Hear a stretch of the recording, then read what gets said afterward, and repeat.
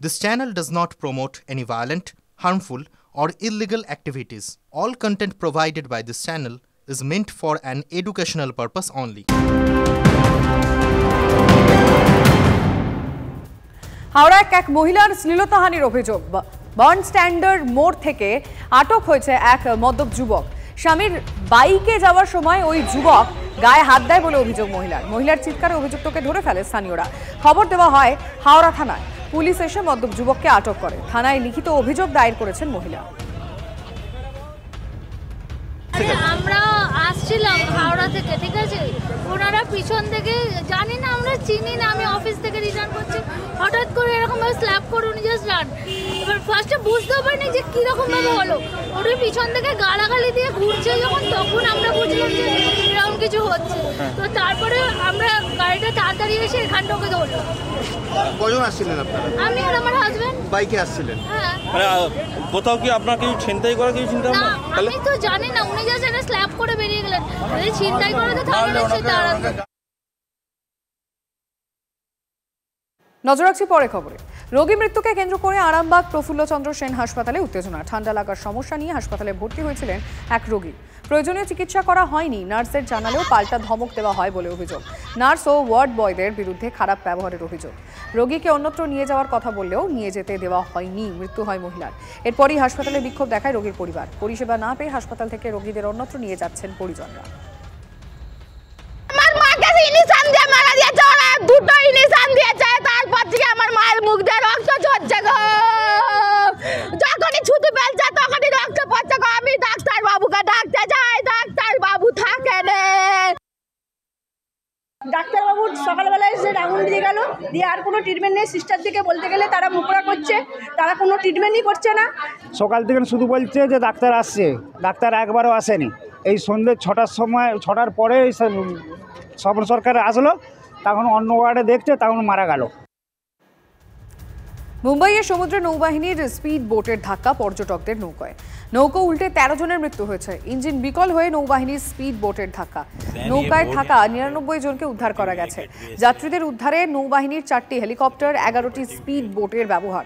উদ্ধারের নামে উপকূলরক্ষী বাহিনী ও মারিন পুলিশও।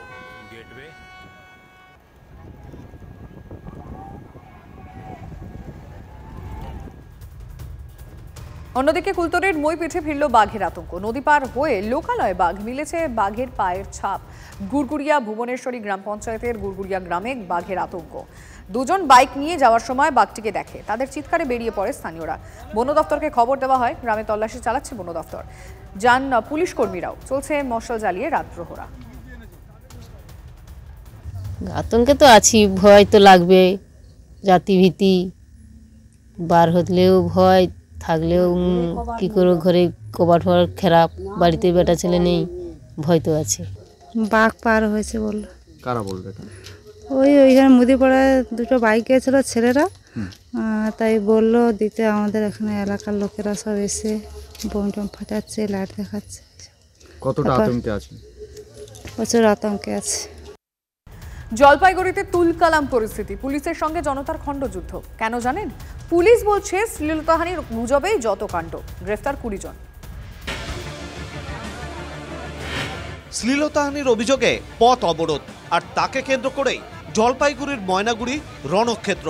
পুলিশের সঙ্গে জনতার খণ্ডযুদ্ধ। এলাকাবাসীর দাবি, মঙ্গলবার রাতে টিউশন পড়ে ফিরছিল 2 ছাত্রে। বাড়ি ফেরার পথে তাদের শ্লীলতাহানি করার অভিযোগ। প্রতিবাদে বুধবার দুপুরে ময়নাগুড়ির ভোটপট্টি এলাকায় অবরোধ করেন এলাকাবাসী। অবরোধ তুলতে গেলে পুলিশের উপর চড়াও হয় উত্তেজিত জনতা। পরপর পুলিশের গাড়ি ভাঙচুর, আগুন। পরিস্থিতি সামলাতে রাস্তায় নামে র্যাফ। কাঁদানে গ্যাসের সেল ফাটিয়ে উত্তেজিত জনতাকে ছত্রভঙ্গ করে পুলিশ। ঘণ্টাখানেক পর পরিস্থিতি স্বাভাবিক হয়। পুলিশ সুপারের দাবি, কোনো শ্লীলতাহানির অভিযোগ থানায় দায়ের হয়নি, কারণ সবটাই নাকি গুজব। যারা পুলিশের উপরে আক্রমণ করেছিল ওরা আমরা অ্যারেস্ট করে নিয়েছি। এর মধ্যে আমাদের দুটো পুলিশের গাড়ির উপরে পাথর ফেলেছিল, যারা কাজটা ভেঙেছে। আর বাকি আমরা এখনই কন্টিনিউ এরিয়াতে পেট্রোলিং হচ্ছে, সব শান্তিপূর্ণ আছে। এটা কোনো গাঁয়ে কোনো ঘটনা এখানে হয়নি। আর নেসেসারি রুমার্স দিয়ে এটা আপাতত অবরোধ এখানে কিছু লোক করেছিল, যারা ইচ্ছা করে করেছে তাকে আমরা চিহ্নিত করতে পেরেছি, আর উপরে আমরা কেস করবো আর অ্যারেস্ট।